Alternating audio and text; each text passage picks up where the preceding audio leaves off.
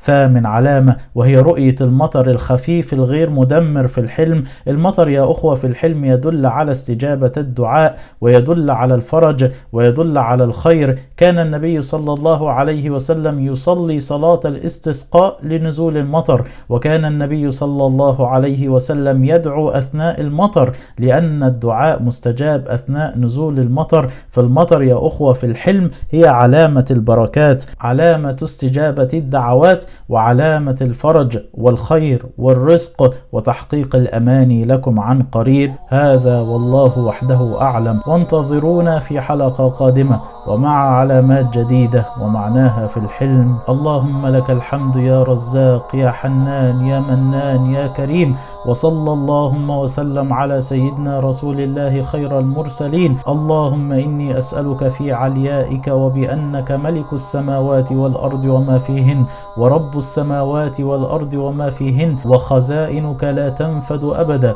وعطاياك لا تنقطع أبدا. ها نحن يا رب عبادك الضعفاء المساكين نرجو رحمتك ونخاف عذابك. اللهم اقضي عنا ديوننا واقض الدين عن المدينين، واشفنا واشف مرضى المسلمين، وارحم أمواتنا وأموات المسلمين، واقضي عنا ديوننا واقض الدين عن المدينين. اللهم من كانت له حاجة اقضي له حاجته يا رب العالمين. من تتمنى الزواج يسر لها الزواج، من يتمنى السفر يسر له السفر، من يتمنى الذرية يسر له الذرية. يا رب فرج كربنا وكرب المهمومين. اللهم أبدل حزننا فرحا وعسرنا يسرا. اللهم يا رب املأ حياتنا وقلوبنا بالفرح والسعادة والطمأنينة والستر والإيمان والقرآن، وارحمنا برحمتك يا رحمن.